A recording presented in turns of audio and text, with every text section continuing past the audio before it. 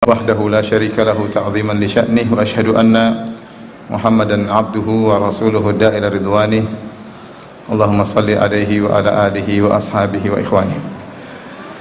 Para hadirin dan hadirat yang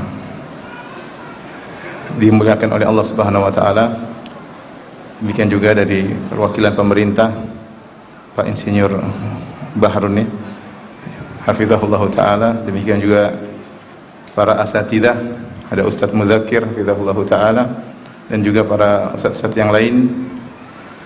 Alhamdulillah kita bersyukur kepada Allah Subhanahu wa ta'ala. Pada kesempatan pagi hari ini kita dipertemukan di masjid yang mulia ini dalam rangka untuk saling mengingatkan, karena tugas kita adalah saling mengingatkan di antara kita, karena kita tidak akan selamat dari kerugian kecuali kalau kita saling mengingatkan. Allah Subhanahu wa taala berfirman, "Wal 'asr innal insana lafi khusr." Demi masa sungguhnya manusia seluruhnya tanpa terkecuali dalam kerugian. Illal ladzina amanu wa 'amilus shalihat, kecuali orang yang beriman dan beramal saleh, wa tawassaw bil haqq, dan saling berwasiat dalam kebaikan, wa tawassaw bis sabr, dan saling berwasiat dalam kesabaran. Maka tidak mungkin seorang selamat dari kerugian kecuali terpenuhi 4 ciri tersebut: beriman, kedua beramal saleh, ketiga tawasi bil haq, saling berwasiat dalam kebaikan, dan yang terakhir tawasi bis sabr, saling berwasiat dalam kesabaran. Pada kesempatan kali ini kita akan membahas tentang perkara yang sangat penting, saling mengingatkan di antara kita, karena saya rasa banyak yang hadir sekarang ini sudah berkeluarga. Yang jomblo-jomblo kasihan ya, tapi rata-rata sudah berkeluarga. Yang jomblo-jomblo masih menghayal, yang mudah-mudahan khayalan mereka diwujudkan oleh Allah Subhanahu wa taala. Dan kita tahu bahwasanya kehidupan kita banyak dalam keluarga. Benar, kita berinteraksi dengan tetangga, dengan teman-teman kerja, ya. Tetapi banyak waktu kita habiskan untuk berinteraksi dengan istri dan anak, ya. Kita banyak di rumah, sehingga kita harus pandai-pandai memanage kegiatan kita sehari-hari di rumah. Yang perlu saya ingatkan bahwasanya kehidupan rumah tangga adalah ibadah kepada Allah Subhanahu wa taala. Dan dalil akan hal ini banyak. Bahkan saya punya pengajian khusus judulnya Pernikahan adalah Ibadah. Pernikahan adalah ibadah, ya. Sehingga seorang ketika menjalani kehidupan rumah tangga, dia harus sadar bahwasanya dia sedang beribadah kepada Allah. Makanya seorang lelaki bisa menjadi lelaki yang terbaik jika dia menjadi terbaik bagi istrinya. Khairukum khairukum li ahlihi, sebaik-baik kalian, maksudnya di sisi Allah adalah khairukum li ahlihi, yang terbaik bagi istrinya, ya. Wa ana khairukum li ahli, dan aku adalah suami yang terbaik bagi istriku. Dan wanita kalau ingin masuk surga, hendaknya dia yang menjadi terbaik bagi suaminya. Ketika Rasulullah SAW bertemu dengan seorang wanita, Rasulullah SAW bertanya, "Adatu ba'alin anti?" Apa kau punya suami? Kata dia, "Ya Rasulullah." Ya. Kemudian Rasulullah bertanya, "Kaifa anti minhu?" Bagaimana sikapmu terhadapnya? Dia mengatakan bahwasanya, "La alu juhdan." Ya, saya berusaha untuk melayani suamiku kecuali yang aku tidak mampu. Maka Nabi SAW mengatakan, "Unzuri aina anti minhu fa innahu jannatuki wa naruki." Lihatlah bagaimana kedudukanmu di hati suamimu, sungguhnya suamimu adalah surgamu atau nerakamu. Sangat jelas dalam 2 hadis yang saya sebutkan tadi, bahwasanya kehidupan rumah tangga adalah salah satu cara untuk meraih surga yang tertinggi. Seorang laki bisa menjadi yang terbaik di sisi Allah dengan menjadi terbaik bagi istrinya, dan seorang wanita bisa menjadi terbaik di sisi Allah dengan menjadi yang terbaik bagi suaminya. Dan dalil akan hal ini banyak, bukan cuma itu saja. Cuma pembahasan kita bukan itu. Pembahasan kita pada kesempatan pagi hari ini adalah bagaimana masuk surga bersama keluarga. Hadirin dan hadirat yang dirahmati oleh Allah Subhanahu wa taala, di antara kebahagiaan yang dicita-citakan oleh banyak kaum muslimin adalah bisa masuk surga bersama anak dan istrinya. Saya tidak bilang semuanya, karena sebagian orang tidak mau masuk surga sama istrinya, ada yang nggak mau. Karena saya tahu dari mana, karena saya pernah isi pengajian, terus ada yang tanya lewat kertas. Dia bilang, Ustaz, saya mau masuk surga tapi nggak mau sama istri saya. Mungkin dia takut diomelin di surga. Ini kenyataan. Berarti tidak semua orang ingin masuk surga dengan apa? Istrinya.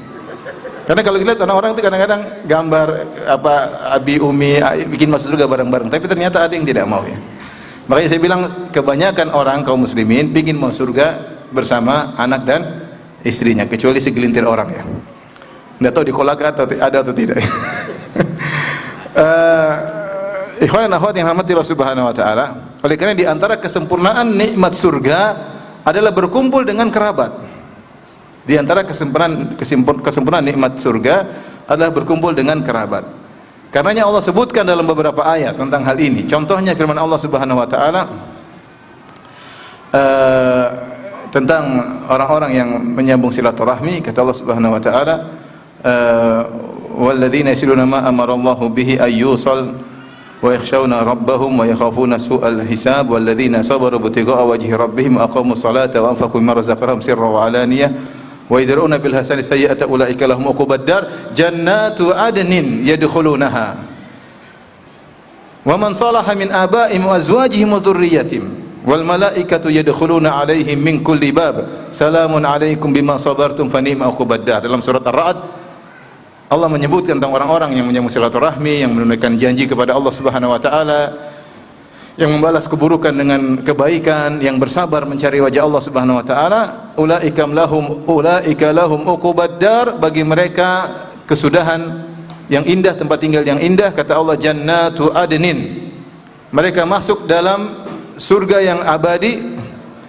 Yadkhulunaha wa man salaha min abaihim, kemudian masuk bersama mereka juga orang tua mereka yang saleh, bapak mereka yang saleh, ibu mereka yang saleh, wa azwajihim wa dzurriyyatihim, demikian juga istri-istri mereka dan anak-anak mereka. Jadi Allah sebutkan di antara kesempurnaan nikmat surga adalah berkumpul dengan apa? Dengan keluarga. Ya. Bayangkan seorang kemudian seperti kita di dunia sekarang, kita terpisah dari orang tua kita. Ada di antara kita yang orang sudah meninggal, ada di antara kita anak yang sudah meninggal, ada di antara kita yang suaminya sudah meninggal, ada di antara kita istrinya sudah meninggal. Kemudian dia selalu ingin bisa bertemu dengan mereka. Bahkan kemarin ada yang tanya, Ustaz, boleh enggak saya minta kepada Allah untuk mimpi dengan ketemu suami saya rindu sama suami saya. Saya ditanya. Jadi suaminya meninggal, dia boleh enggak saya minta kepada Allah agar bertemu dengan suamiku meskipun hanya dalam mimpi. Kenapa? Karena ingin berkumpul dengan suaminya. Bahkan ada banyak janda ya, tidak semua tapi banyak ya, yang tidak mau menikah lagi karena ingin bisa bertemu dengan suaminya yang sudah meninggal. Tidak mau. Ya, dan itu sudah dicontohkan oleh para sahabiat. Mereka tidak mau menikah lagi karena begitu sayang kepada suaminya. Contoh siapa? Contohnya istrinya Utsman bin Affan radhiyallahu taala anhu. Utsman bin Affan ketika wafat umurnya sudah sangat tua, entah 70-an entah 80-an. Sementara istrinya masih muda dan terkenal cantik jelita. Sehingga mulai dah ketika Utsman meninggal dunia, banyak orang yang kemudian mau melamar mantan istrinya tersebut. Bahkan disebutkan dalam sebagian riwayat mereka terkenal istrinya itu punya gigi yang indah. Maka dia patahkan giginya, dia tidak mau ada yang mau melamar dia. Kenapa? Karena ingin bertemu dengan siapa? Utsman bin Affan. Padahal dengan jarak umur yang begitu jauh. Tidak lain karena cintanya yang luar biasa kepada Utsman bin Affan. Kemudian juga kisah Ummu Darda. Ummu Darda, ketika Abu Darda radhiyallahu taala anhu meninggal dunia, orang-orang melamar dia, di antaranya Muawiyah bin Abi Sufyan. Melamar Abu Darda. Istrinya Abu Darda itu Ummu Darda. Maka Ummu Darda tidak mau menerima lamaran tersebut, ya, karena hadis Nabi sallallahu alaihi wasallam, al-mar'atu li akhiri azwajiha, atau kama qala Nabi sallallahu alaihi wasallam, wanita itu bersama suaminya yang terakhir di surga. Sehingga dia tidak mau seorang pun menggantikan suaminya, yaitu Abu Darda. Ya. Menunjukkan apa? Menunjukkan bahwasanya bertemu dengan keluarga di surga kelak adalah suatu impian banyak orang. Kita saja mungkin sebagian kita orang tua sudah meninggal, kita berharap bisa bertemu dengan mereka di mana? Di surga. Karenanya di antara kesempurnaan nikmat surga adalah dikumpulkan kembali dengan keluarga, dengan ayah dan ibu, dengan suami, dengan istri dan anak-anak. Ayat yang lain yang menunjukkan akan hal ini dalam surat Ghafir, para malaikat berdoa, Rabbana wa adkhilhum jannati adnin allati wa'adtahum wa man salaha min abaihim wa azwajihim wa dhurriyyatihim innaka antal azizul hakim wa qihimus sayyi'at. Malaikat berdoa kepada Allah, ya Allah, masukkanlah orang-orang ini yang beriman dan bertobat kepada Allah Subhanahu wa taala, masukkanlah mereka ke dalam surgamu yang kekal abadi. Demikian juga masukkanlah orang tua mereka yang saleh dan istri-istri mereka dan anak-anak mereka. Jadi malaikat pun tahu bahwasanya di antara kesempurnaan kebahagiaan di surga adalah berkumpulnya seorang dengan keluarganya. Maka malaikat mendoakan orang-orang yang beriman dan bertobat kepada Allah Subhanahu wa taala untuk dikumpulkan dalam surga bersama keluarga mereka.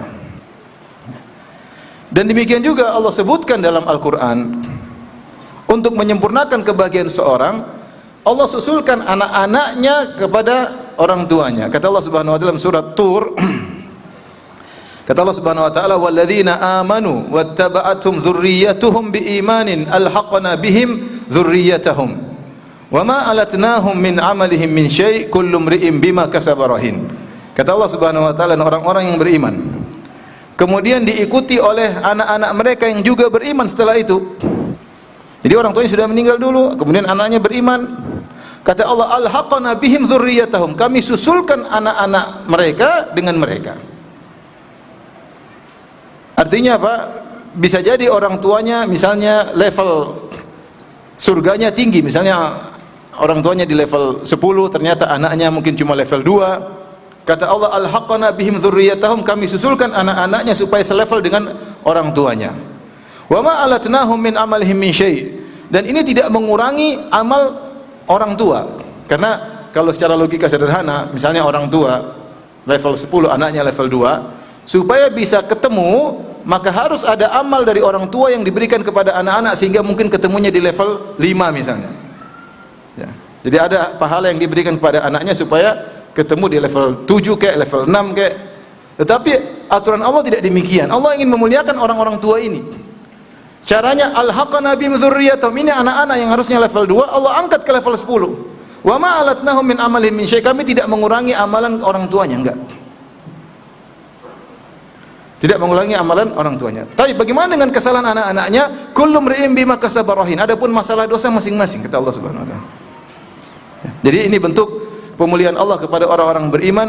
Allah Subhanahu wa taala mengumpulkan mereka dengan anak-anak mereka. Karenanya ikhwan dan akhwat yang dirahmati Allah Subhanahu wa taala, bapak-bapak dan ibu-ibu yang dirahmati Allah Subhanahu wa taala, kita harus meyakinkan dalam diri kita, dalam benak kita bahwasanya pernikahan adalah ibadah. Hidup rumah tangga ini memang ada duniawinya ada, tetapi sungguhnya di balik duniawi itu adalah ibadah. Makanya Nabi SAW mengatakan, man raghiba an sunnati falaysa minni. Siapa yang benci dengan sunnahku, itu pernikahan bukan dari golonganku. Yang Nabi SAW mengatakan, ya, man tazawwaja faqad istakmala nisfa dinihi. Siapa yang menikah maka telah sempurna setengah agamanya. Siapa yang menikah telah sempurna apa? Setengah agamanya. Yang jomblo-jomblo belum, ya? Belum. Yang sudah menikah sudah sempurna setengah agamanya. Falyajtahid fi nisfil baqi. Tinggal dia berusaha untuk menyempurnakan sisa setengah agamanya yang lain. Ya. Kata Nabi SAW, salasatun haqqun 'ala Allahi aunuhum. 3 orang yang Allah wajib untuk membantu mereka. Di antaranya an-naqih yuridul afaf. Seorang yang menikah ingin menjaga harga dirinya. Jadi kalau ikhwan dan akhwat yang masih jombloan dan jomblowati, ya, kalau niatnya tulus, ikhlas karena Allah, insya Allah akan dimudahkan untuk apa? Menikah. Yang penting syaratnya jangan terlalu banyak pilih, ya, harus tahu diri, ya. Sebagian ikhwan masya Allah kalau menikah syaratnya apa? Harus akhwatnya putih, tinggi, kemudian pintar, kemudian hafizah, sementara dia hitam, pendek, tidak punya hafalan. Kenapa kok begitu, ya? Perbaiki keturunan, Ustaz. Iya, tapi kamu tahu diri. Ada namanya tahu diri. Ada teman dulu seperti itu, ya. Dia pasang syarat tinggi, cari akhwat, nggak dapat. Akhirnya yang penting perempuan deh katanya. Jadi jangan terlalu banyak. Ya pokoknya soleha, oke, tertarik. Kalau nggak tertarik jangan dipaksa ya. Kalau kita lihat tertarik ya udah, ngaca dikit ngaca. Oh, oke Mas. Bismillah. Jadi ikhwan dan akhwat yang Allah Subhanahu wa taala, ingatlah bahwasanya pernikahan adalah ibadah, maka jalani pernikahan tersebut dalam kondisi ihsan. Apa itu ihsan? Derajat tertinggi dalam agama. Ada Islam, ada iman. Ihsan adalah an ta'budallaha ka'annaka tarahu. Engkau beribadah kepada Allah seakan-akan engkau melihat Allah. Fa illam takun tarahu fa innahu yarak. Kalau engkau tidak mampu melihat Allah, yakinlah bahwasanya Allah melihatmu. Jadi interaksi kita sehari-hari, kita tahu Allah sedang mengawasi. Kita chattingan sama istri, kita telepon sama istri, kita berbicara sama anak-anak, kita tegur anak-anak, kita tahu Allah sedang mengawasi. Sehingga kita senantiasa merasa beribadah kepada Allah Subhanahu wa taala. Baik. Di antara dalil yang menunjukkan bahwasanya seorang tidak boleh egois dalam masalah akhirat ya, adalah firman Allah Subhanahu wa taala, ya ayyuhalladzina amanu qu anfusakum wa ahlikum nara. Wahai orang-orang yang beriman, jagalah diri kalian dan juga keluarga kalian dari neraka jahanam. Allah tidak mengatakan ku anfusakum nara, jagalah diri kalian dari neraka, tidak, tapi Allah masih lanjutkan wa ahlikum, dan jagalah keluarga kalian dari neraka. Tidak boleh seorang lelaki egois, lihat anaknya tidak ngaji, istrinya tidak ngaji, dia enggak peduli. Anaknya enggak salat, istrinya enggak pakai jilbab, dia enggak peduli. Loh, kamu enggak ngurus anak istri? Enggak ada masalah. Nanti di surga saya dapat bidadari. Itu biar aja, di neraka enggak ada masalah. Enggak boleh. Enggak boleh. Anda berkewajiban untuk mendidik anak istri, enggak boleh. Kalau Anda tidak mendidik mereka, Anda bermasalah di akhirat. Karena mendidik anak istri wajib hukumnya. Ku anfusakum wa ahlikum nara. Sampai Imam Ibnu Qayyim rahimahullah taala menyebutkan banyak orang tua yang menuntut anaknya berbakti kepada dia. Dia tahu bahwasanya anak-anak punya kewajiban untuk berbakti sama dia. Dia lupa bahwasanya dia punya kewajiban untuk mendidik anak-anak. Bahkan Ibnu Qayyim rahimahullah mengatakan bisa jadi ya kewajiban dia terhadap anak-anak lebih, dan betapa banyak kerusakan terjadi pada anak-anak gara-gara orang tua yang tidak memperhatikan anak-anak. Jadi kita berkewajiban mengajak anak-anak kita, istri-istri kita untuk apa? Sama-sama bahagia di surga. Jangan masuk surga sendirian. Allah Subhanahu wa taala juga berfirman, wa'mur ahlaka bis salati wastabir 'alaiha la nas'aluka rizqan nahnu narzuquk wal 'aqibatu littaqwa. Kata Allah Subhanahu wa taala, perintahkanlah keluargamu untuk salat. Jadi bukan kamu salat sendiri. Kamu perintahkan keluargamu untuk salat juga. Wa'mur ahlaka. Ya jelas kamu sudah salat. Selanjutnya apa? Wa'mur ahlaka. Perintahkanlah keluargamu untuk salat. Wastabir 'alaiha, dan bersabarlah dalam salat dan sabar dalam memerintahkan anak-anak dan istri untuk salat. La nas'aluka rizqan, kami tidak minta kepada engkau rizki. Jangan sampai gara-gara kau cari rizki, cari harta sehingga lupa menasihati anak-anak dan istri. Nahnu narzukuk, justru kami beri rizki kepadamu. Kalau kau sisihkan waktu untuk menegur anak-anak dan istri untuk ibadah, kami akan tambahkan rizki. Makanya sebenarnya Allah mengatakan di antara sebab tambahnya rizki adalah menasihati anak dan istri untuk sholat. Untuk sholat. Saya punya istri saya, ibunya rahimahullah sudah meninggal ya. Ustaz Muzakir juga tahu, hafizahullah taala. Ibu istri saya orang yang paling suka menyuruh anaknya untuk sholat. Mesti anaknya sudah gede-gede ditelepon. Dia telepon suruh sholat. Subuh ditelepon suruh sholat. Kalau saya lagi main di rumah mertua, bangunkan. Firanda, bangun.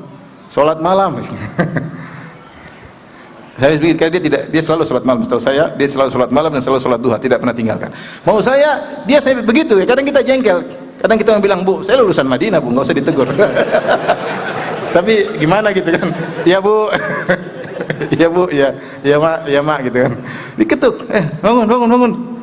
Iya, kita kan kadang-kadang ibuin macam-macam aja.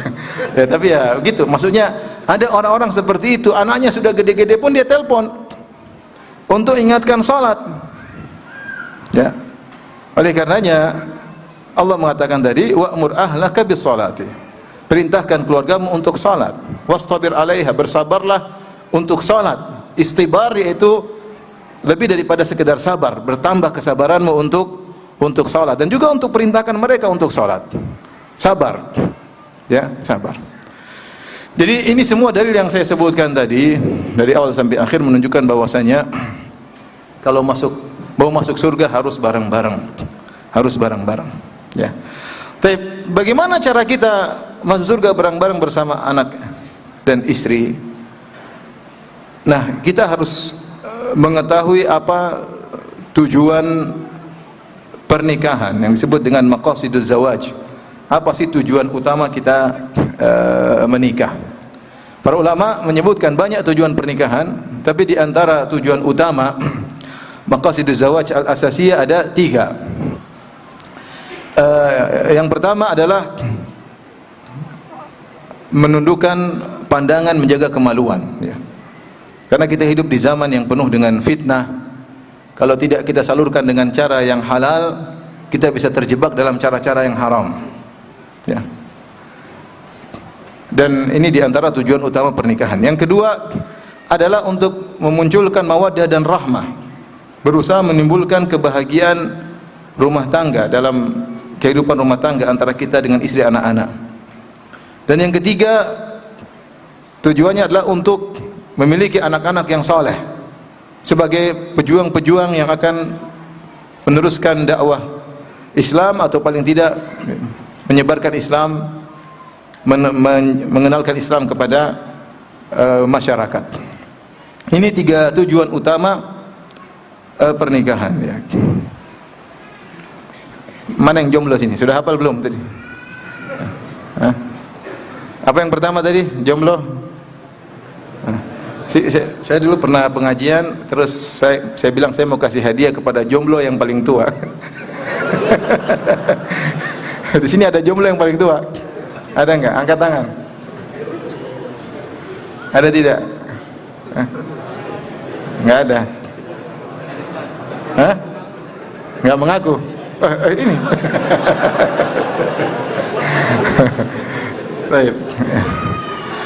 Jadi itulah tujuan utama pernikahan, kita berusaha mewujudkannya dalam kehidupan berumah tangga. Artinya selalu di benak kita. Yaitu pertama, menundukkan pandangan, jaga kemaluan. Yang kedua adalah menumbuhkan kasih sayang di antara suami dan istri. Yang ketiga adalah untuk punya anak-anak yang berjuang untuk Islam, yang bermanfaat bagi Islam dan kaum muslimin.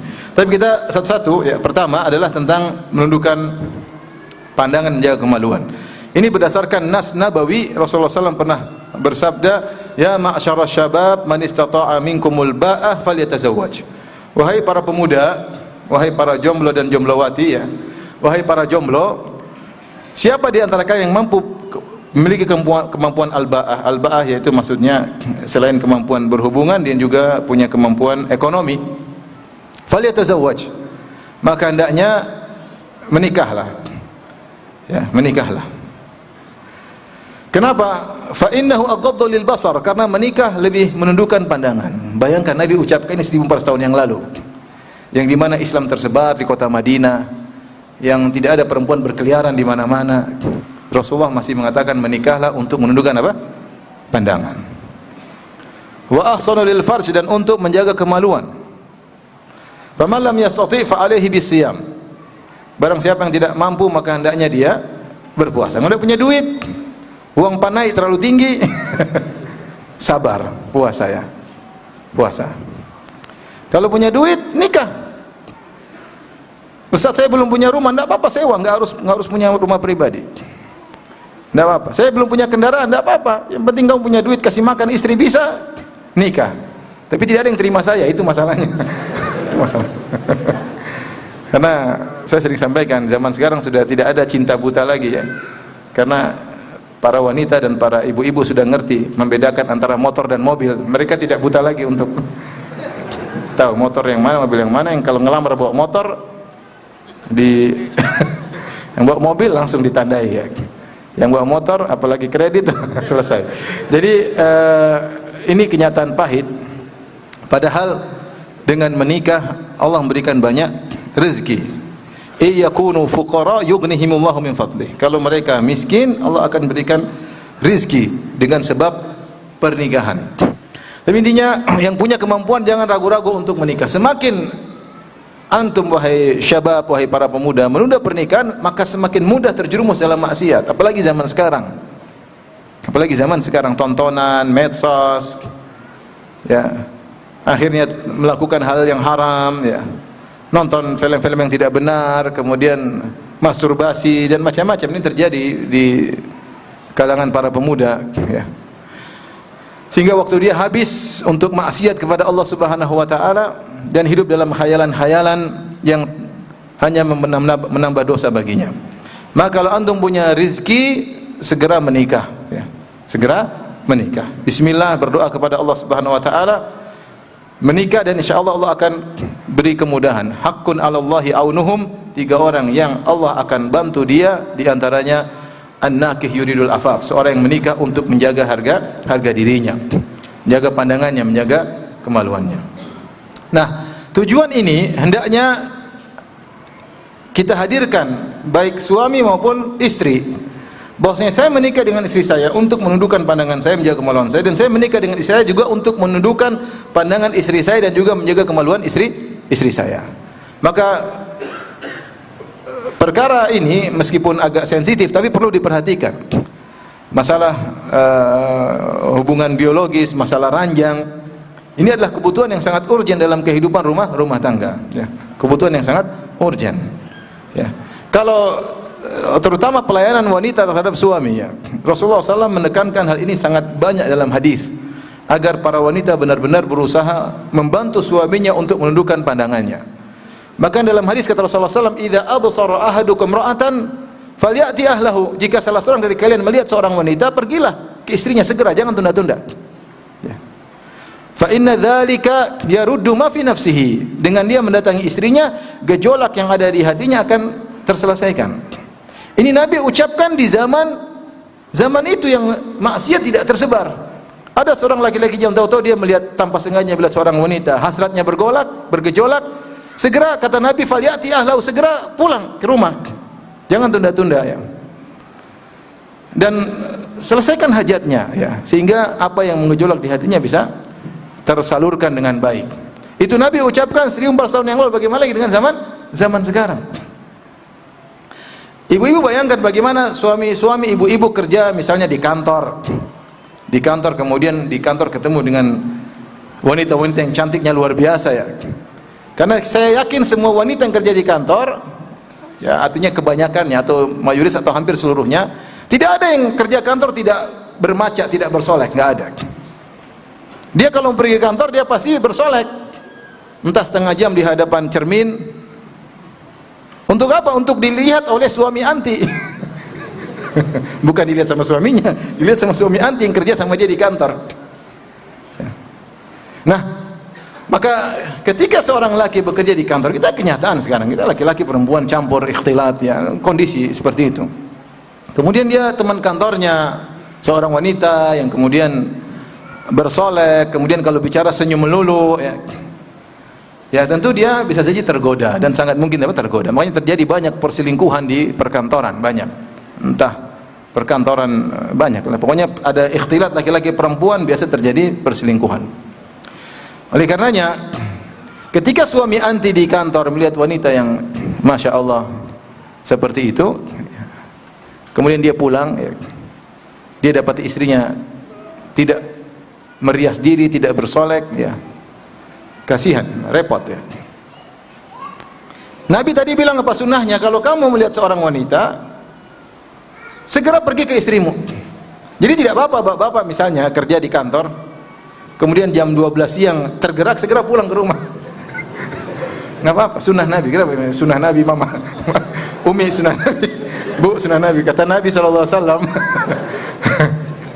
Kamu lihat apa tadi? Saya nggak melihat, terlihat. Ya, saya pulang ke rumah, ya. Jadi segera. Tapi kenyataan pahit yang didapatkan, seorang lelaki di kantor melihat wanita yang cantik, masya Allah, begitu pulang ke rumah, istrinya ternyata tidak bersiap, ya. Bajunya sembarangan, bukan baju tidur baju perang yang dipakai. Kemudian tidak pakai parfum, baunya bau minyak telon sama minyak kayu putih sama minyak kampak, ya repot. Kadang bau pesing ya. Gimana? Gimana kemudian dia, ya lelaki wajar lah. Kemudian timbul komparasi, perbandingan tuh wajar aja ya. Di kantor sebegitu, di rumah seperti ini. Nanti suaminya, istrinya kalau mau keluar rumah baru berhias. Bukan buat suaminya, tapi buat suami orang lain. Itu musibah yang terjadi. Ya. Dahulu para sahabiat mereka berhias untuk suami mereka. Makanya dalam Sahih Bukhari, Sahih Al-Bukhari, ketika Salman Al-Farisi datang mengunjungi Abu Darda. Abu Darda lagi tidak di rumah. Kata sang perawi, wajada Ummu Darda mutabaddzilah. Maka Salman Al-Farisi mendapati Ummu Darda pakaiannya enggak rapi. Makanya ada masalah. Salman berkata, ya, ada apa wahai Ummu Darda? Kenapa begitu, bajunya kok enggak rapi?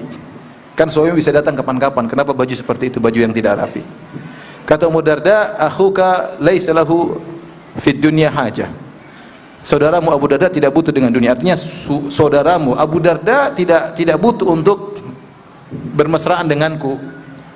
Sebenarnya ulama mengambil faedah bahwasanya berarti sahabiat dahulu mereka berusaha menyambut apa? Suaminya. Sehingga aneh kalau di rumah pakai baju enggak benar, itu aneh. Aneh. Makanya Salman heran ketika melihat Ummu Darda pakai baju yang enggak rapi, dia bilang, "Ada apa dengan engkau?" Dia tegur. Dan jawabannya pas, ngapain saya berhias sementara suamiku tidak butuh dengan saya? Ini dalil bahwasanya sahabiat mereka berusaha menyiapkan diri mereka untuk melayani apa? Suami mereka. Makanya Rasulullah SAW melarang di zaman dahulu.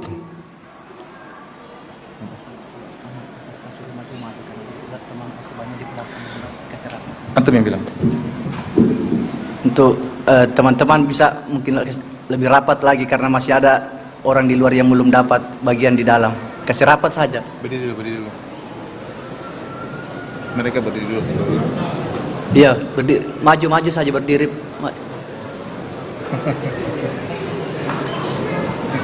Masih banyak teman-teman belum dapat. Yang di belakang maju saja. Sini masih banyak yang kiri, kanan.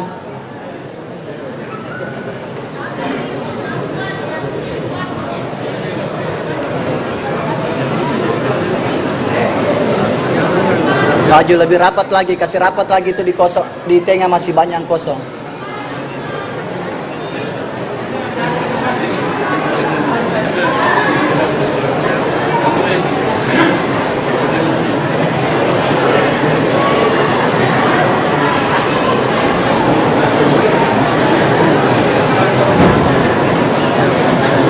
Yang di belakang maju saja, biar teman-teman dari sana masuk ke.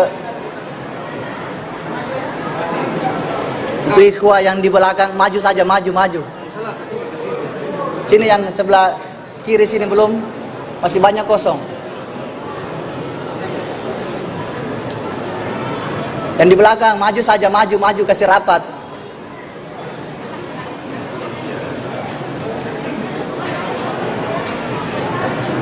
Kasihan teman-teman yang dari jauh dari Kendari tidak dapat tempat.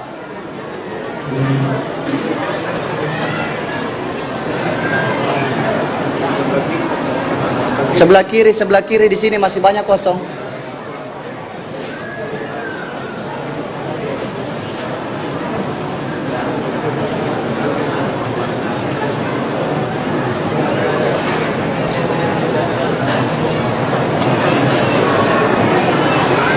Panitia yang masih ada peserta di luar suruh saja masuk di belakang sana masih ada. Masih banyak kosong di belakang.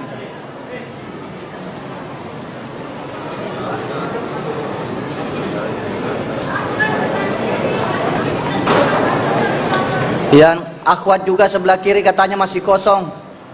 Masih banyak kosong, maju saja, kasih mepet. Kasih rapat saja. Yes.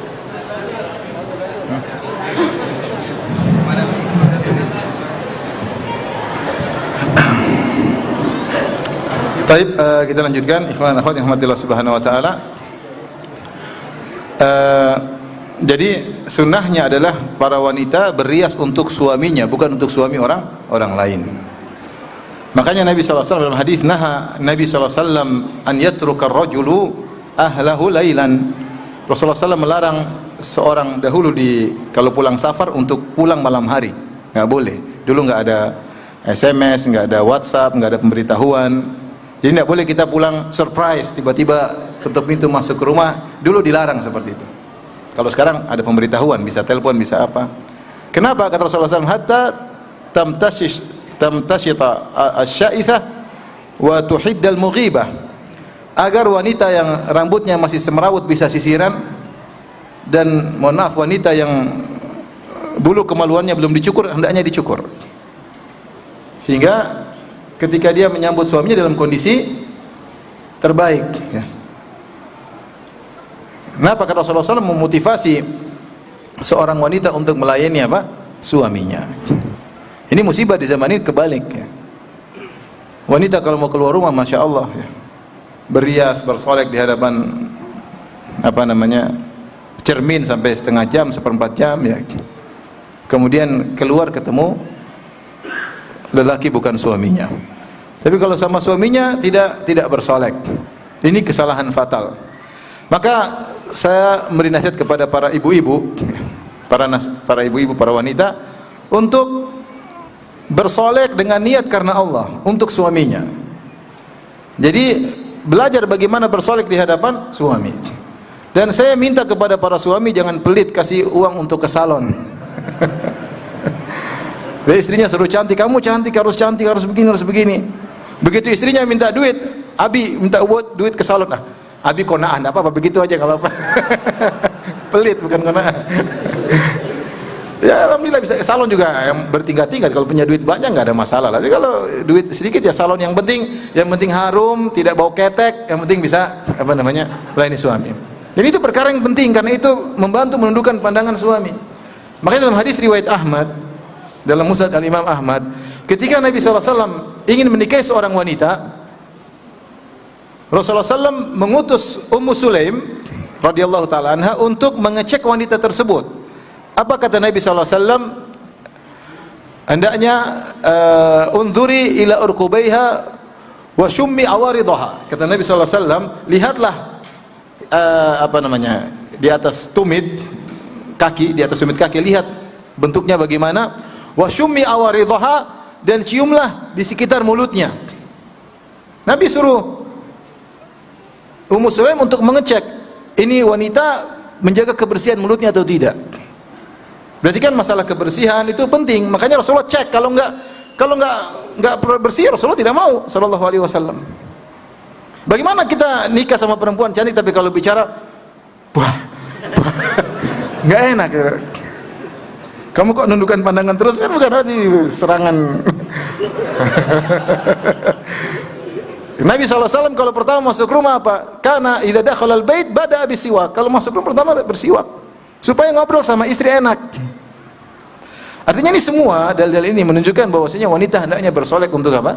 Suaminya. Dan niatkan karena Allah. Ibu-ibu pergi ke salon karena Allah, ya, olahraga karena Allah, ya, badan diperhatikan karena Allah. Memang benar masih masa pertumbuhan, tapi jangan terlalu melar, jangan terlalu, ya, artinya jaga-jaga juga, ya, semuanya, ya, kecuali memang kalau ada sesuatu mungkin karena kesehatan dan yang lainnya, tapi dia berusaha melayani suaminya karena Allah Subhanahu wa taala. Dan kalau suami lagi berhasrat ingin hubungan biologis, maka wajib bagi wanita untuk memenuhi hasrat suami tersebut, ya. Ini kelihatannya saru atau kelihatannya tabu, tetapi ini dibahas oleh Nabi sallallahu alaihi wasallam. Subhanallah, padahal di zaman Nabi mungkin fitnah wanita tidak begitu banyak. Kita baru sadar di zaman kita fitnah wanita luar biasa. Ya. Di mana-mana wanita diumbar auratnya. Wanita menjadi barang dagangan. Mau iklan apa saja isinya wanita. Mau iklan apapun gambar wanita gede, nanti barangnya yang dijual kecil. Yang penting ada gambar cewek. Iklan mobil kayak iklan apa wanita. Ya. Sehingga hal-hal yang membuat syahwat para laki berkobar banyak sekarang.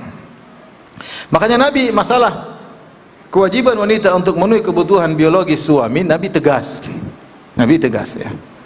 Rasulullah SAW bersabda dalam hadis yang sangat tegas, kata Rasulullah SAW, "Idza da'a rajulun imra'atahu ila firashihi fa'abat fabata ghadban la'anathal malaikatu mata syi'tum wa kaifa syi'tum." Kapan saja terserah dan bagaimana caranya mendatangi istri terserah, kata Allah Subhanahu wa taala. Dan Rasulullah dan Allah ketika menyebutkan itu untuk motivasi. Silakan datang istri kalian kapan saja. Mau jam 1 siang, mau jam 3 malam, mau jam 3 lewat 15 menit. Karena hasrat itu bisa muncul tiba-tiba. Bisa muncul tiba-tiba. Tiba-tiba melihat suatu berhasrat, tiba-tiba memikirkan suatu berhasrat. Dan itu yang tahu adalah para lelaki. Oleh karenanya wanita mencari pahala dari sini, berusaha melayani apa? Melayani suaminya. Tentunya suami juga harus berusaha bagaimana memberi pelayanan kepada istrinya. Masing-masing berusaha dituntut untuk bisa menundukkan pandangan pasangannya dan bisa untuk menjaga kemaluan pasangannya. Ya. Tetapi biasanya yang mencari lelaki, ya, kenyataan menunjukkan hasrat lelaki lebih cepat daripada apa? Wanita. Oleh karenanya Rasulullah mengatakan tadi, kalau suami mengajak, istri tidak mau, dilaknat oleh malaikat. Kemudian dalam hadis kata Rasulullah SAW, kalau suami mengajak, hendaknya istri memenuhi. Wa in kanat ala tanur, kata Nabi, meskipun sang istri sedang membakar roti di tanur. Tanur itu alat panggang lah. Kata para ulama, kalau seorang wanita sedang bakar roti di alat panggang, tahu-tahu suaminya kepingin, ya, suaminya kapan lihat istrinya lagi masak tiba-tiba berhasrat, dan itu sangat mungkin terjadi, ya. Maka suaminya panggil, tinggalkan itu panggang-panggangan. Bahkan kata para ulama, meskipun rotinya hangus nggak ada masalah. Kenapa? Karena ada maslahat yang lebih besar. Kalau kamu mendahulukan roti, memang ada kemaslahatan, tapi mudarat suamimu dalam kondisi suruh nunggu setengah jam, 1 jam lagi, waduh, kelamaan ya. Makanya kalau ibu-ibu lagi misalnya goreng apa kayak goreng ini, suami kepingin ada panggilan berjihad, bukan? Panggilan seruan dari hati yang paling dalam, maka sudah, matikan kompor, layani suami, berpahala di sisi Allah. Itulah sebab masuk surga seperti itu. Bahkan dalam sebagian saya ceramah bapak-bapak yang begini. Saya bukan bapak, saya ibu-ibu yang begini, bukan bapak. Ini saya ceramah bapak, gitu. Bukan bapak-bapak yang saya butuh begini, saya butuh ibu yang begitu. Itu.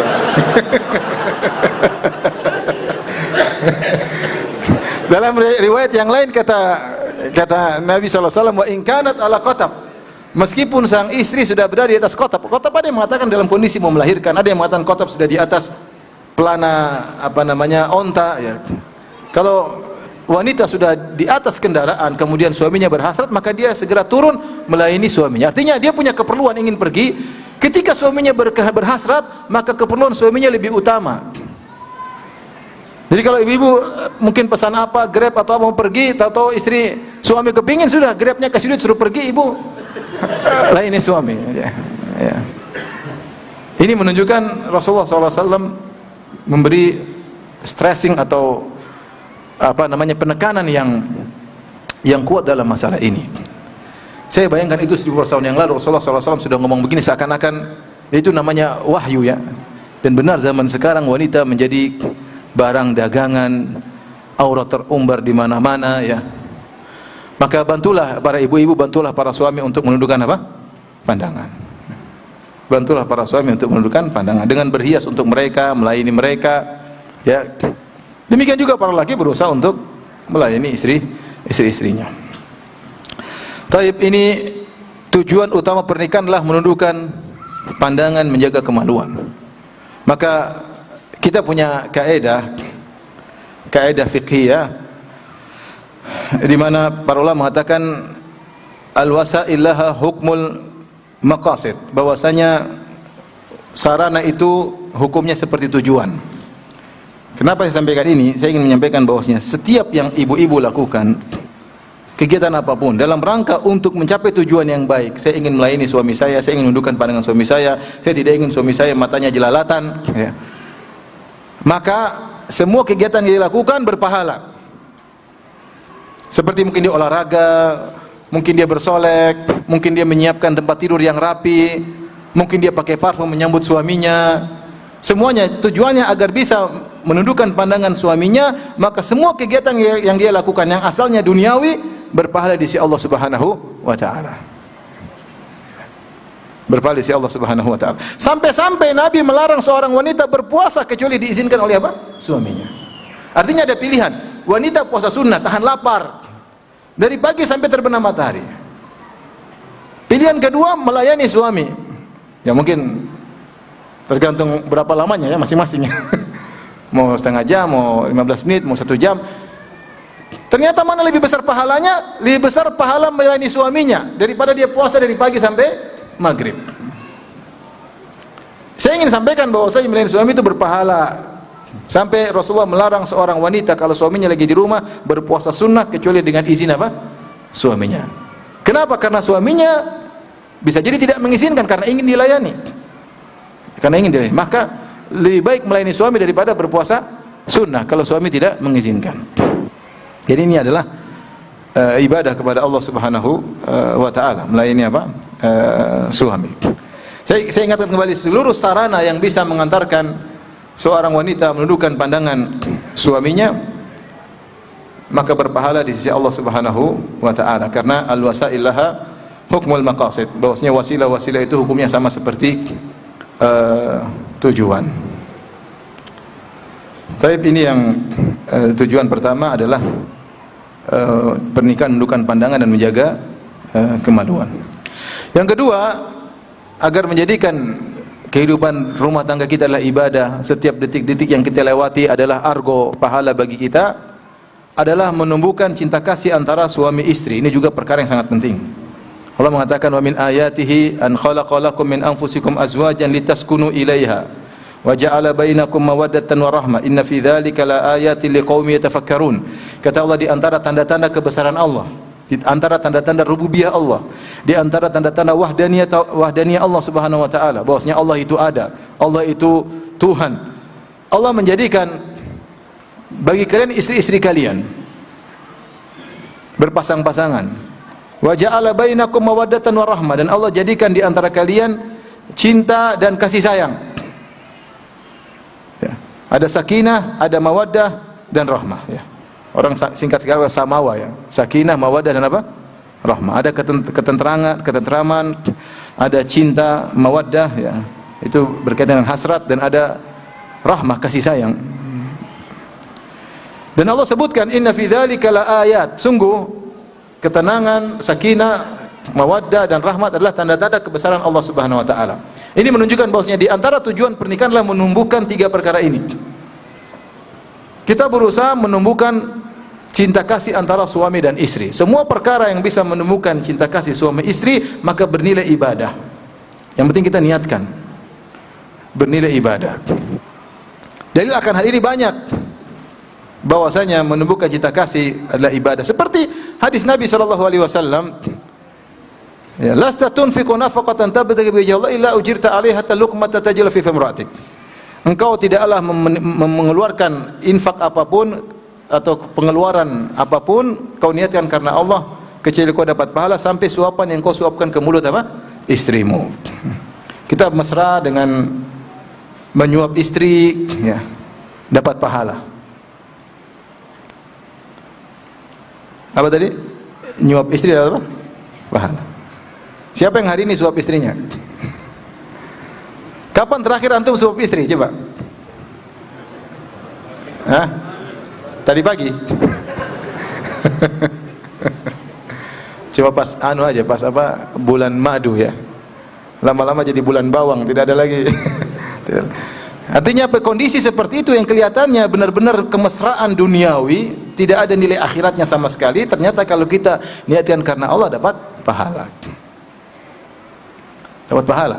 Rasulullah SAW bersabda, wa fi buti ahadikum sadaqah. Engkau menggauli istrimu berpahala. Menggauli istri berhubungan biologis dapat pahala, niatkan karena Allah Subhanahu wa taala. Saya ingin menundukkan pandangan istri saya ingin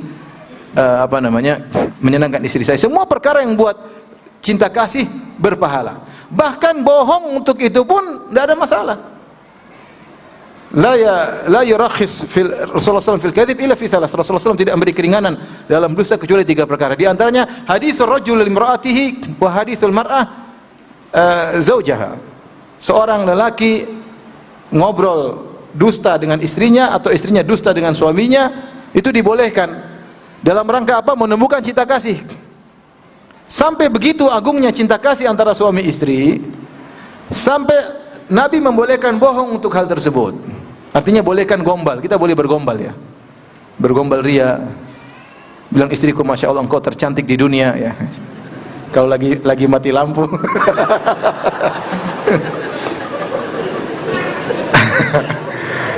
Maksudnya kita boleh bilang masya Allah.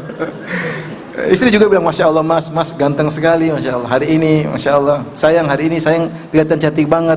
Emang kemarin-kemarin nggak cantik? Enggak, cantik juga, cuma sekarang lebih. Pandai-pandailah berkata-kata, bertutur kata manis ya. Antum dulu waktu masih jahiliyah pacaran pintar bikin puisi, begitu nikah puisi semua hilang, nggak ada lagi. Mesra-mesraan. Jadi sampai bohong saja diperbolehkan demi menjaga keharmonisan rumah tangga, kasih sayang suami istri. Dan itu dipraktikkan oleh Nabi SAW. Nabi SAW mandi bareng sama istrinya, dan sudah kita bahas ini pembahasan khusus bagaimana sikap Nabi terhadap istri-istrinya. Dalam Sunan Abi Daud Rasulullah SAW kalau ingin ke masjid, Rasulullah SAW cium istrinya dulu baru ke masjid. Masya Allah. Antum praktekkan nggak? Itu Nabi SAW. Dia contoh dalam segala hal, bahkan dalam keromantisan Rasulullah SAW nomor 1. Sebelum ke masjid dalam Sunan Abi Daud, Rasulullah SAW mencium istrinya baru ke masjid. Saya pernah berjalan, jalan kaki biasa saya, jalan kaki pagi-pagi. Kemudian saya lewat ada rumah-rumah orang awam, tahu-tahu ada seorang mau kerja. Orang awam, bukan orang ngaji ya. Istrinya entah pakai jilbab entah saya lupa. Intinya istrinya ngantar dia sampai ke pagar luar. Kemudian istrinya mencium tangan suaminya, kayak melepaskan kepergiannya. Penuh ke kantor, masya Allah. Itu dipraktekkan ya, sebagian orang itu bikin tradisi mereka, ini tradisi yang baik, nggak ada masalah ya. Antum lah kalau mau kemana cium kening istri kayak, ya, mau cium pipinya kayak, mau berlanjut ya silakan terserah. Tapi maksudnya mesra, pergi mesra, tinggalkan ya, istri ya. Tentram. Kita laki-laki emang kelihatannya tidak apa sih gitu-gitu aja, tapi bagi istri itu perkara yang sangat bermakna. Sangat bermakna. Lihat bagaimana Nabi SAW, dan saya perhatikan hadis ya, Aisyah cerita, Rasulullah SAW itu kalau mau minum, saya minum, kemudian Rasulullah SAW ambil gelas, Rasulullah putar, Rasulullah SAW minum di bagian bekas bibir saya. Kalau kita apa sih gitu-gitu? Minum aja nggak usah. Tapi Rasulullah tidak, Rasulullah tahu perasaan wanita. Kelihatannya sepele tapi itu bermakna bagi wanita. Sampai Aisyah bercerita radhiyallahu ta'ala kalau beliau makan, Rasulullah ambil bekas gigitan Aisyah. Ini Rasulullah SAW gigit di bekas gigitan apa? Aisyah. Jadi kalau antum makan, istri lagi makan apel, antum bilang apelnya sini. Gigit dari sisi apa? Bekas gigitannya. Mami sudah sikat gigi belum?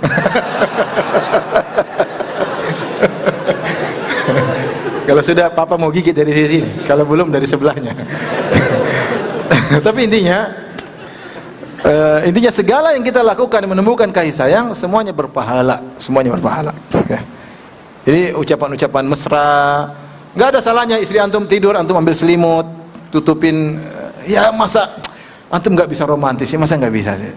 Ya, kenyataannya sulit ya. Jangan kaku-kaku ya. Wanita butuh butuh yang seperti itu ya. Ya. Makanya saya sering sampaikan, lakukan sunnah Nabi, mandi bareng sama apa? Istri. Nanti pulang mandi bareng sama istri, jangan lupa ya. Ya. Jangan lupa. Hah? Sayang kita mandi bareng. Istri juga ngajak, Mas kita mandi bareng Mas. Kamu kayak sinetron aja. Enggak, ini bukan sinetron. Ini sunnah Nabi SAW. Jadi ingat, semua perkara yang menurut kita sepele, tapi menumbuhkan kasih sayang berpahala. Saya dengar dari Syekh Abdul Razak hafizahullah taala bahwasanya Syekh bin Baz rahimahullah taala, beliau orangnya buta, tapi istri beliau kalau nggak salah 2 atau 3, saya lupa ya. Dan beliau kalau berdakwah, kan beliau sibuk dakwah ke sana kemari. Kalau tiba di suatu tempat, beliau telepon istri beliau. Saya lagi di sini, lagi di sini. Karena kita tidak seperti wanita. Wanita pingin tahu kita di mana, apa kegiatan kita ya. Dia pingin tahu. Kita kabarkan lagi di sini sampai di sini. Alhamdulillah selamat ya. Ya, apa namanya? Tenang ya. Dan itu kadang kita bilang udah biasa aja, tapi wanita memang begitu. Saya contoh sama istri saya, ini kesalahan saya. Maksud saya sering kalau mau pengajian saya matikan HP biar tidak diganggu. Dan saya lupa bilang saya mau pengajian. Kemudian istri saya telepon nggak nyambung-nyambung, dia gelisah. Telepon teman saya, telepon kameramen, Ustadz lagi di mana? Kok nggak diangkat-angkat teleponnya ya? Padahal lagi apa?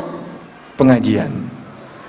Seharusnya menurut saya bisa paham untuk ke 10 kalinya, tapi memang wanita tidak selalu punya perhatian lebih terhadap apa?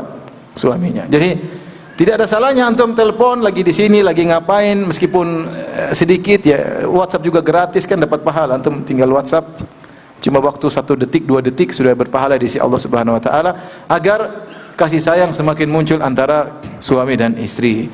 Jadi semua perkara yang bisa menumbuhkan kasih sayang, maka itu berpahala di sisi Allah Subhanahu wa taala. Yang terakhir adalah, tujuan yang terakhir adalah bagaimana agar bisa mencetak generasi-generasi yang bertakwa kepada Allah Subhanahu wa taala. Allah berfirman, laqad arsalna rusulan min qablika faja'alna lahum azwajan wa dzurriyyah. Sungguh kami telah mengutus para rasul sebelum engkau wahai Muhammad, faja'alna lahum azwajan wa dzurriyyah. Kami jadikan bagi para rasul tersebut istri dan anak-anak. Anak-anak yang dimaksud adalah anak-anak yang berkualitas. Maka kita dituntut untuk memiliki anak-anak yang berkualitas. Nabi SAW bersabda, tazawwajul wadudal walud fa inni mukathirun bikumul umama yaumal qiyamah. Nikahilah wanita yang penyayang dan subur. Sungguhnya aku bangga punya pengikut yang banyak di hadapan nabi-nabi yang lain pada hari kiamat kelak. Riwayat dari Umar bin Khattab radhiyallahu taala anhu yang maknanya dia mengatakan, aku paksakan diriku untuk berhubungan biologis dengan istri-istriku meskipun saya tidak mau. Saya tidak berhasrat, tapi saya paksakan agar bisa punya anak-anak, Oleh karenanya, ini tugas yang sangat berat. Setelah punya anak, bagaimana mendidik anak-anak tersebut. Dan itu butuh perjuangan luar biasa, kerjasama yang luar biasa antara suami dan istri. Di antara sebab terbaik agar anak-anak kita menjadi anak yang soleh, ya, bagi para jomblo-jomblo, cari wanita yang soleha. Karena tidak ada yang bisa menangani pendidikan anak-anak seperti ibu yang apa? Yang baik.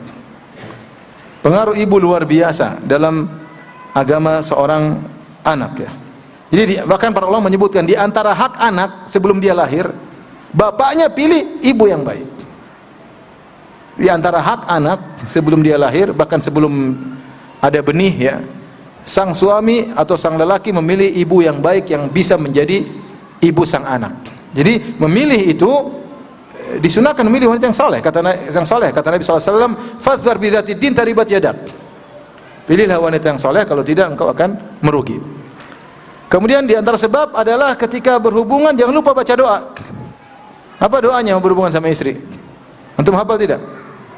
Apa doanya coba? Bismillah. Bismillah, Allahumma janibna syaitan wa janibi syaitana ma razaqtana. Ya Allah, jauhkanlah kami dari syaitan. Ya, bukan cuma jauhkan kami, tapi jauhkan keturunan kami juga dari apa? Syaitan. Sehingga anak ini insya Allah kalau dia lahir, dia akan menjadi anak soleh, meskipun mungkin dia nakal awalnya, meskipun intinya kesimpulannya dia soleh nanti.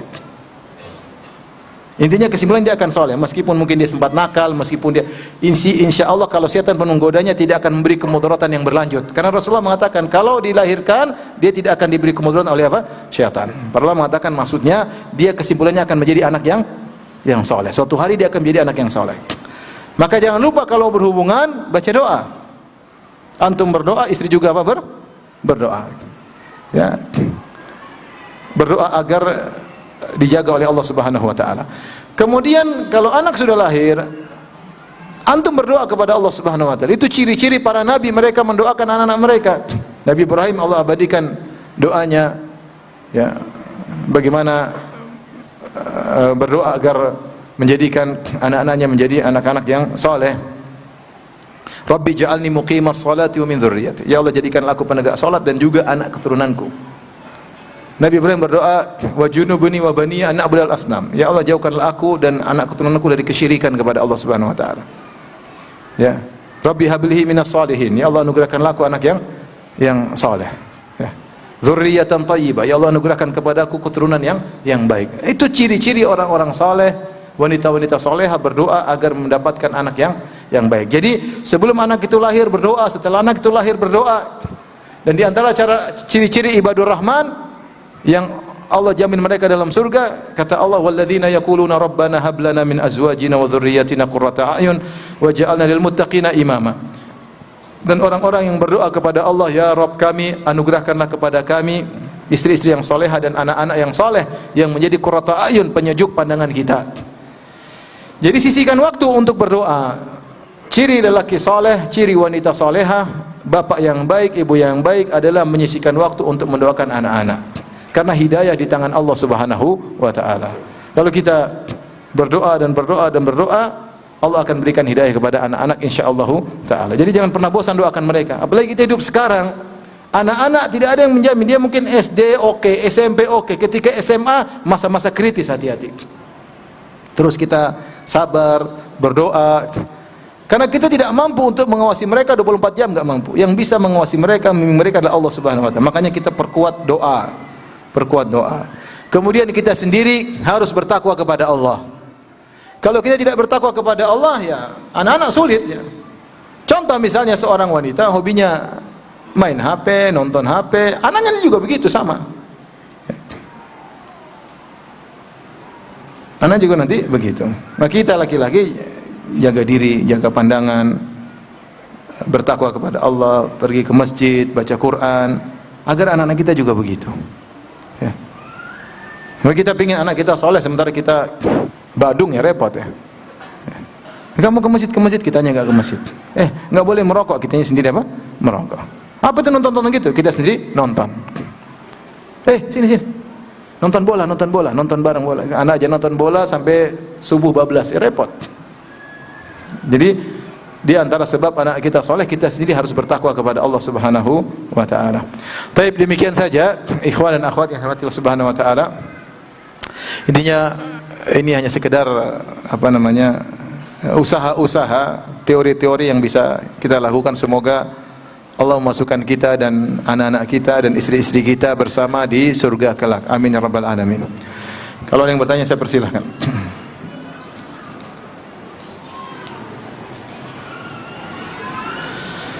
Apakah diperbolehkan apabila suami saya mengajukan permohonan pindah dengan cara menyogok agar proses kepindahannya lebih cepat tanpa banyak embel-embel?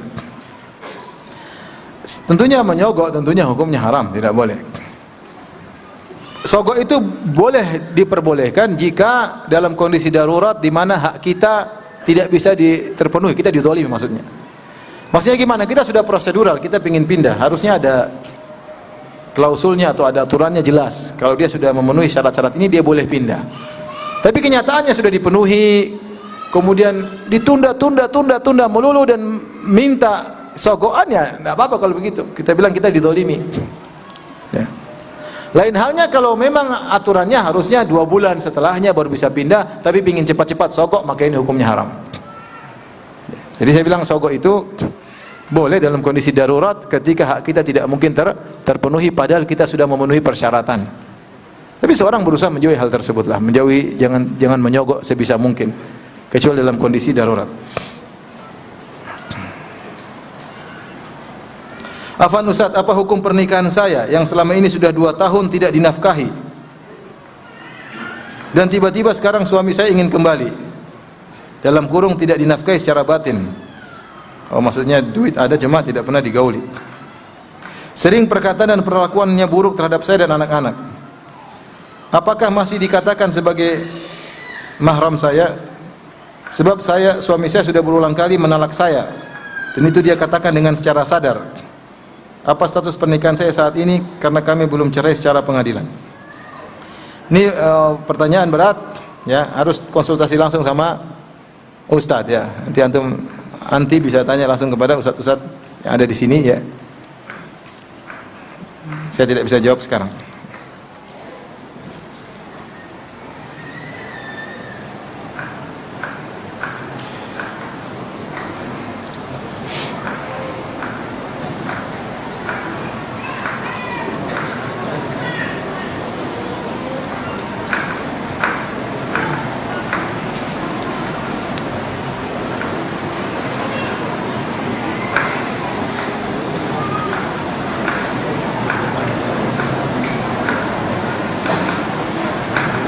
Ustaz, hukum memegang lawan jenis yang masih bayi atau belum balik, apakah membatalkan wudu? Ya. Jawabannya, membatalkan wudu jika kita menyentuh wanita yang mungkin kita nikahi atau sudah kita nikahi. Artinya secara syariat kita boleh menikahinya dan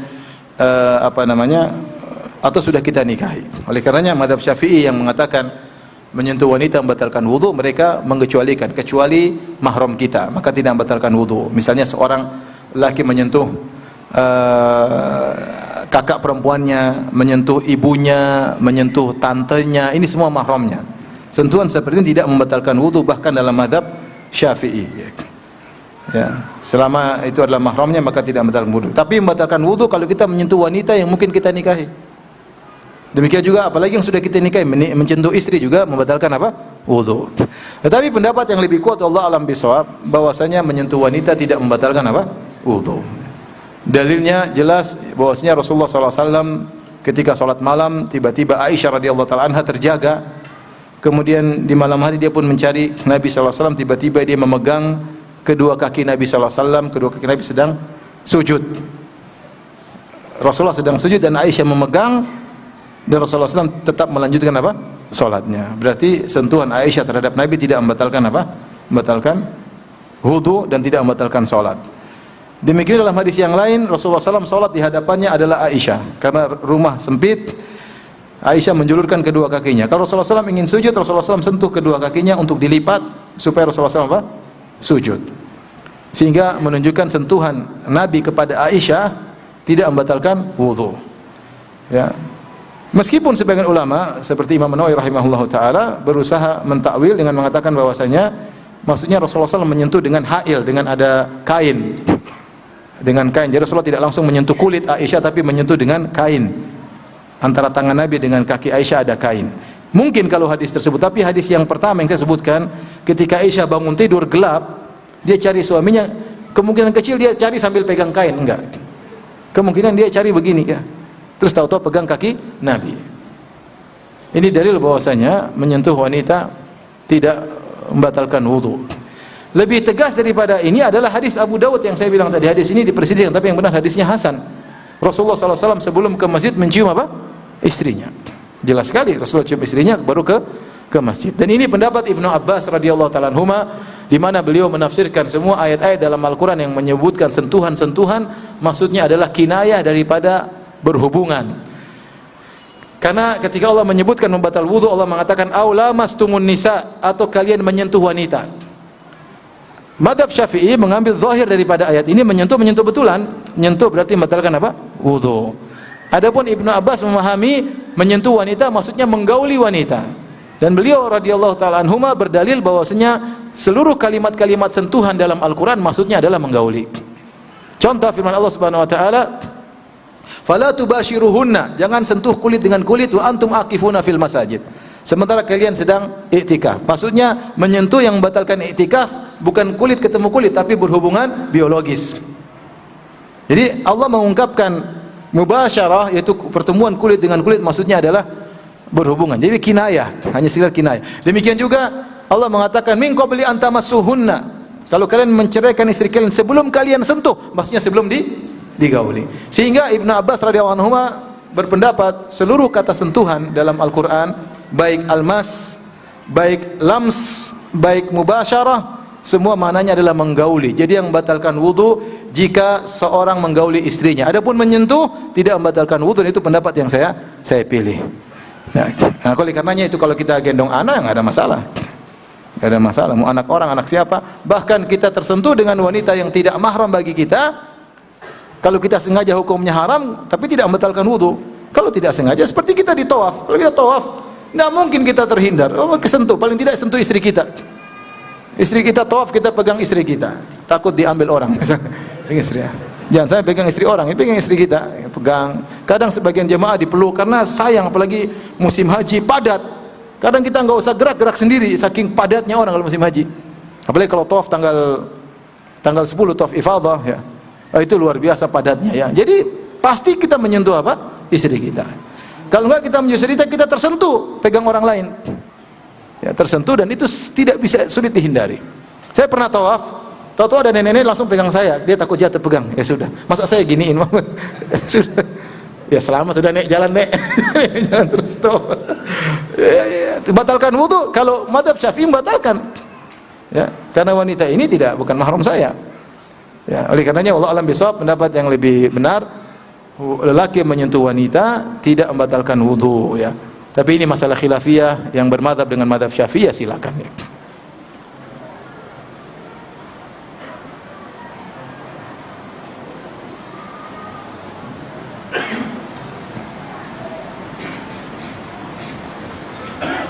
Ustaz, terkadang anak dan istri mengadakan kesepakatan.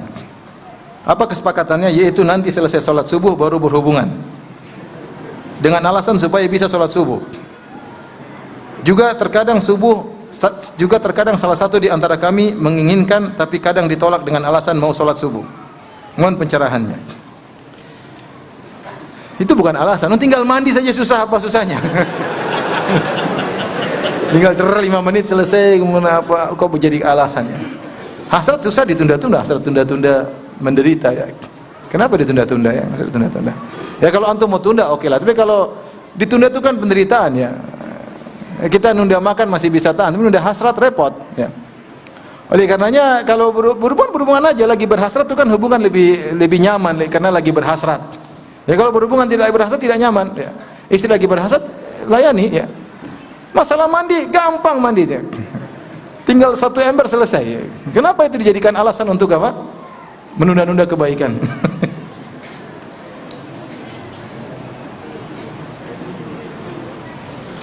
Ustaz, apa hukum menghadiri acara walimah atau akikah tanpa diundang? Enggak boleh.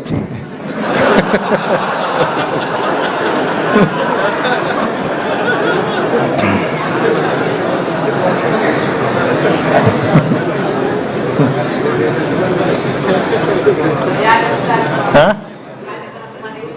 Nggak boleh. Yang ngajak harus minta izin. Pak si fulan saya mau ngajak orang. Kalau dia tidak menjawab berarti dia tidak mau. Jangan kita paksa. Maksud saya jangan sampai seorang memberikan pemberian kepada kita karena terpaksa. Hukumnya tidak boleh. Baik hadiah, baik jual beli antara dan minkum, semua akad harus dengan ridha. Kalau akad tidak ridha, tidak sah. Contoh, antum ke pasar, antum beli barang. Berapa? 100.000, 30.000 ya? 30.000, modalnya saja 70.000. Nggak mau, pokoknya 30.000. Saya nggak mau jual. Antum duduk di situ terus tidak mau pindah-pindah, harus beli 30.000. Akhirnya orangnya kan nggak enak. Ya udah ambil aja. Berapa? Gratis. Ini nggak boleh, hukumnya haram, nggak boleh jual beli tersebut karena tidak ridho, ada paksaan, nggak boleh. Sampai masalah hadiah, Syekh Utsaimin rahimahullah mengatakan hadiah juga akad hibah, itu tidak boleh juga terpaksa. Misalnya saya bawa parfum, terus ada teman saya mau kasih, akhirnya teman saya bawa teman lagi, saya nggak enak nih, padahal saya nggak niat kasih dia, akhirnya saya nggak enak saya kasih.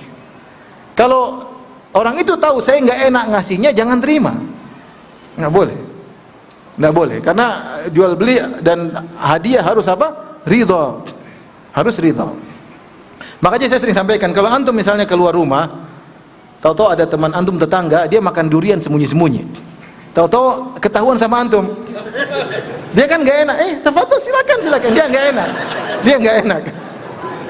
Antum jangan, wah kebetulan rizkinya, kan kebetulan. Antum tahu dia nggak enak, buktinya dia sembunyi-sembunyi ketahuan, berarti dia memang tidak mau kasih antum, cuma karena ketahuan yang nggak enak, antum panggil, wah rizki. Sebentar, saya panggil anak saya. Jangan. Kalau seperti itu nggak usah, antum lewat aja, syukron, jazakallah khair, Allah barik fik, bil afiyah, ente jalan. Kalau dia keluar tarik, ayo, itu berarti dia serius. Ya. Kalau dia bilang alhamdulillah, jadi nggak boleh kalau kita nggak diundang walimah, kemudian kita ngajak orang, nggak boleh. Kita minta izin dulu. Gimana saya bawa ini? Kalau dia nggak kasih respon, berarti nggak usah. Jangan sampai dia maksa, kemudian 1 jam lagi baru dia bilang iya, berarti dia nggak enak kan? Jangan. Kalau dia, oh iya silakan, nah itu berarti dia semangat, nggak apa-apa. Ya. Nanti kalau semua orang datang ke walimah tanpa diundang boleh datang, repot. Bayang kalau seorang bawa 5 orang, 10 orang, ayo ke walimah. Ya, akhirnya bisa jadi makanan kurang. Akhirnya tamu-tamu yang diundang tidak dapat makanan, ya. Jadi tidak boleh datang ke walimah tanpa izin. Apa?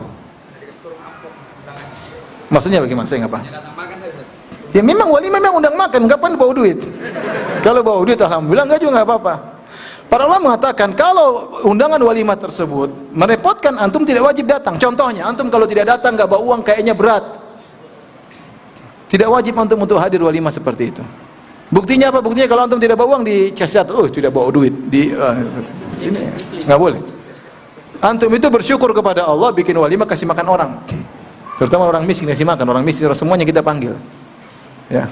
Makanya Rasulullah SAW mengatakan syarrut ta'amul walimah, seburuk-buruk makanan walimah yang untuk orang kaya saja. Yang orang kaya, orang miskin enggak dikasih makan. Ya, orang kaya enggak butuh makan, yang butuh makan orang apa? Miskin. Kenapa dia undang orang kaya? Supaya amplopnya berat. Ya. Orang miskin cuma makan enggak kasih amplop ya.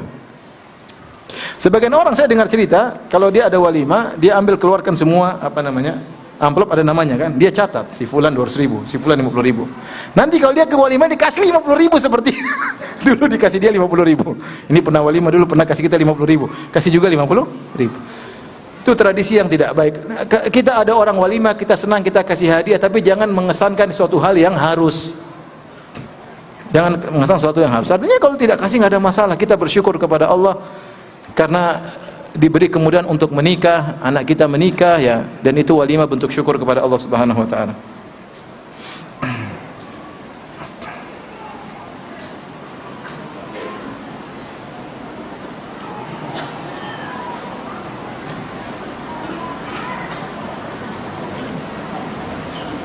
Mohon nasihatnya buat istri yang suka main game di HP.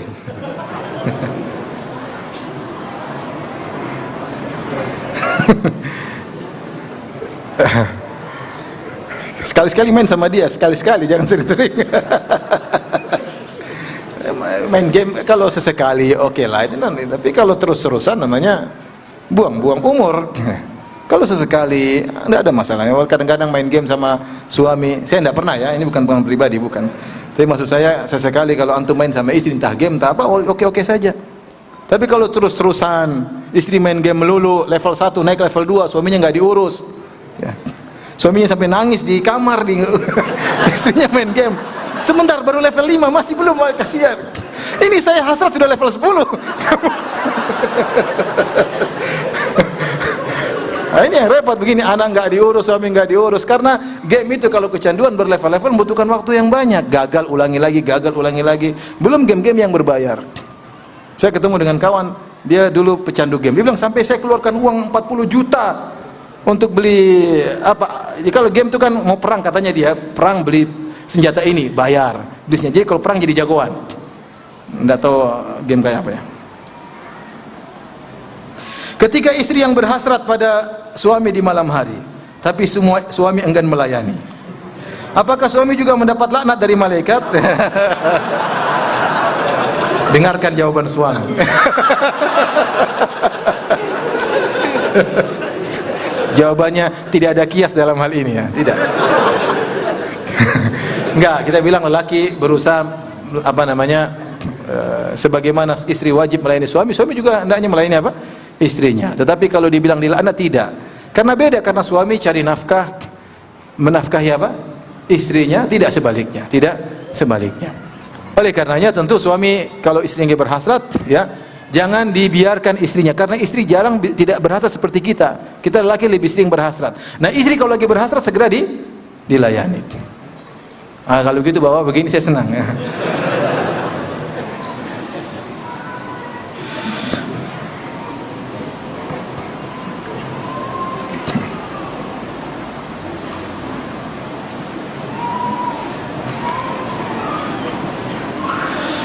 Ustaz, tolong dijelaskan tentang poligami. Karena masih banyak umat Islam menentang poligami, padahal itu syariat. Masya Allah. Ini maksudnya apa ya?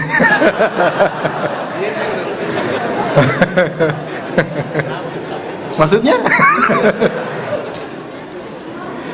Ya, akhi, poligami itu berat ya. Kondisi kita tidak mendukung ya. Kondisi kita tidak mendukung. Saya sering sampaikan hal ini ya. Terlebih lagi banyak praktek-praktek poligami yang terkadang ternyata tidak sukses ya. Tidak suksesnya bukan karena lelakinya, bisa jadi banyak faktor. Misalnya lelakinya tidak mampu untuk berpoligami, sisi ekonomi mungkin kurang, atau dia kurang sabar dalam berpoligami, atau dia sudah sabar tapi istrinya nggak kuat karena omongan teman-temannya. Makanya penentang poligami itu banyak. Bahkan saya bilang terkadang seorang wanita sudah sabar untuk berpoligami, tapi datang teman-temannya, setan-setan wanita yang terkadang bercadar, ya, iya, memprovokasi. Anti kenapa bisa dipoligami? Anti nggak bisa melayani, macam-macam. Sehingga tadinya dia kuat menjadi nggak kuat. Ini para wanita perusak rumah tangga orang lain. Ya. Ya. Oleh karenanya, yang ingin berpoligami, ya bertakwa kepada Allah Subhanahu Wa Taala semaksimal mungkin. Ya. Banyak-banyak beribadah kepada Allah Subhanahu Wa Taala ya. Dan itu berat ya. Makanya saya sudah tanya kepada teman-teman saya para praktisi poligami. Ya, mereka selalu berkata, orang-orang Arab, saya tanya, kata mereka, benar Firanda, poligami itu ada kenikmatan, ada kesenangan, tetapi tanggung jawab lebih besar daripada sekedar kesenangan. Tanggung jawab lebih besar ya. Harus berbuat adil. Bagaimana kalau punya anak-anak dari istri berikutnya? Bagaimana anak-anak agar tidak bertengkar? Adil terhadap anak-anak, mampukah engkau? Banyak hal. Ya, maka ya berusahalah ya. Ya udahlah. Bersyukur kepada Allah dengan istri yang sudah ada ya. Banyak-banyak bersyukur ya. Kalau bersyukurnya baik, insya Allah ditambah oleh Allah Subhanahu Wa Taala.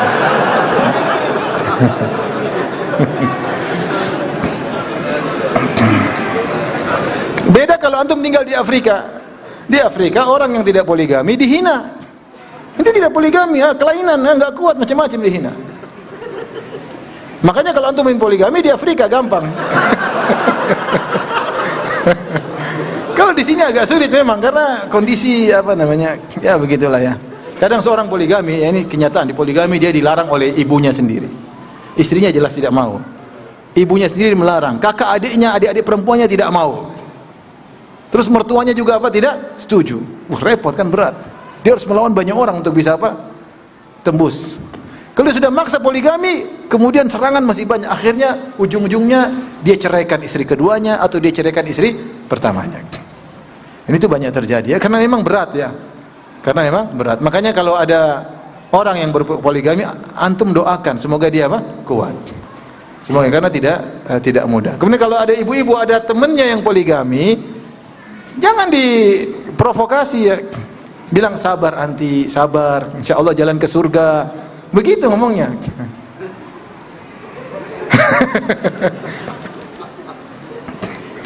Ini ada orang yang poligami, temannya poligami, dia dimarah-marahin sama istrinya. Yang poligami siapa, yang dimarahin siapa ya. Jadi intinya itu adalah syariat yang mulia, tapi pelaksananya sangat berat ya. Tidak semudah yang dibayangkan. Dan kondisi semakin memperberat ketika banyak praktek-praktek yang ternyata tidak sesuai harapan ya. Kita tidak menyalahkan pihak manapun, terkadang terjadi kegagalan, bisa jadi banyak faktor ya. Bisa jadi seorang lelaki atau wanita tersebut sudah berusaha semaksimal mungkin, tapi ternyata banyak godaan yang buat dia akhirnya tidak kuat.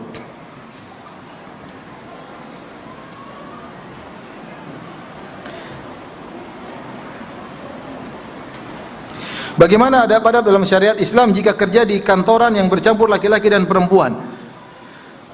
Kalau bekerja laki-laki perempuan ya tidak berbicara kecuali seperlunya. Ramah-ramah, tapi jangan ngobrol ketawa ketiwi panjang-panjang, enggak. Itu bukan adab. Kita laki-laki dan perempuan, ya pasti ada strom. Kalau nggak ada strom berarti kelainan ya. Kalau ketemu dengan perempuan cantik ketawa ketiwi, bisa jadi lama-lama ada rasa sayang, rasa cinta, enak juga ngobrol sama cewek ini ya. Akhirnya terjadi perselingkuhan, akhirnya cerai sama suaminya, kita ambil istri orang dan macam-macam, itu banyak terjadi. Maka jaga diri ketika kita dalam kantor, yakin bahwasanya Allah menguasai kita, malaikat mencatat ya. Maka kita bicara seperlunya saja. Ramah bukan berarti bicara seperlunya kemudian kaku, kasar, enggak. Ramah, ya Bu, tapi kita enggak usah banyak obrol. Ada keperluan. Kalau enggak ya sudah. Biasa Indonesia ramah, tapi jangan berlebihan. Jangan berlebihan. Sudah ya? Boleh. Tapi demikian saja apa yang saya sampaikan, kurang lebihnya saya mohon maaf. Mudah-mudahan kita bisa ketemu di kesempatan yang lain ya, dengan izin Allah Subhanahu wa taala. Wabillahi taufiq wal hidayah. Assalamualaikum warahmatullahi wabarakatuh.